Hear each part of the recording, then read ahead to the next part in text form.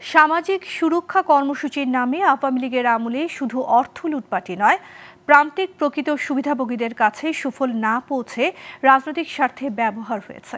এসব সুরক্ষা কর্মসূচির পুনর্মূল্যায়ন জরুরি বলেও মনে করছে গবেষণা প্রতিষ্ঠান সেন্টার ফর পলিসি ডায়ালগ। এ সময় বিশিষ্টজনরা মত দেন, অন্তর্ভুক্তিমূলক উন্নয়নে সামাজিক সুরক্ষা বলয় থাকতে হবে, তবে তা পুরনো কাঠামোতে নয়। এই কাজে তহবিল কোনো ইস্যু নয়, শুধু দুর্নীতি ও অপচয় বন্ধ করলেই টেকসই সুরক্ষা কর্মসূচি বাস্তবায়ন সম্ভব। বিস্তারিত জানাচ্ছেন মোহাম্মদ নুরুন নবী। নতুন বাংলাদেশে সামাজিক সুরক্ষার চলমান পদ্ধতিগুলোর পুনর্মূল্যায়ন দরকার।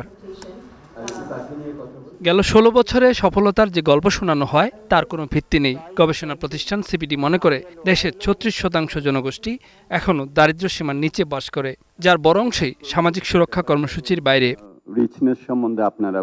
অর্থনৈতিক জায়গা থেকে এসব বিষয় দেখতে হবে। ন্যূনতম মজুরি এখনও বাজারের সাথে সামঞ্জস্যপূর্ণ নয়। আরও করুণ বাস্তবতা হলো, কিছু কিছু ক্ষেত্রে নির্ধারিত হলেও স্বাধীনতার এত বছরেও সাধারণ মানুষের ন্যূনতম মজুরি নির্ধারণ হয়নি। নির্ভরযোগ্য তথ্যের উৎস না থাকা এর প্রধান কারণ বলছে সিপিডি।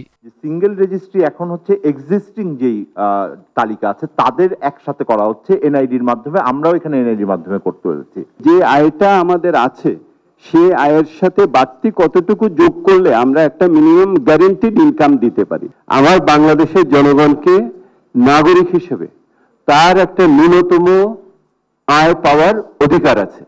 সেই অধিকার বোধের থেকে আমি আজকে এই জিনিসটাকে এখানে এনেছি। বিশিষ্টজনরা বললেন, সামাজিক নিরাপত্তা নিয়ে নতুন করে ভাবতে হবে।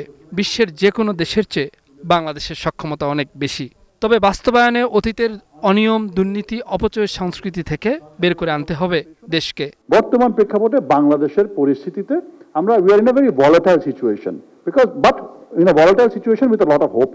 পাবলিক এবং এনজিও এর ভিতরে একটা বড় ধরনের পার্টনারশিপ এবং এখানে অনেক অভিজ্ঞতা আছে। This proposal does not sound very different from what is already out there. একটা পরীক্ষিত মডেলের আগে সরকারের কিছু উদ্যোগ নেবার প্রয়োজন আছে।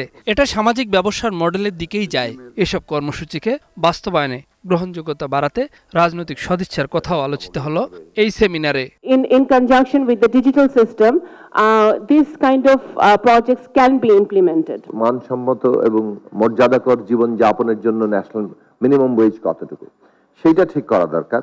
আমাদের পক্ষে এই সমস্ত প্রোগ্রাম ইমপ্লিমেন্ট করা difficulty for want of resource I don't believe so. It is the political will that we have to have it. অর্থের কোনো সংকট হবে না। ট্যাক্স রেভিনিউ নেটওয়ার্ক যেমন বাড়াতে হবে, তেমনি দেশের টাকা ও অপচয় রোধ করার উপর জোর দেওয়া হলো এই সেমিনারের আলোচনায়। Related both to the operational viability as also to the financial capabilities of the government. Mohammad Nurun Nabi, global television, Dhaka.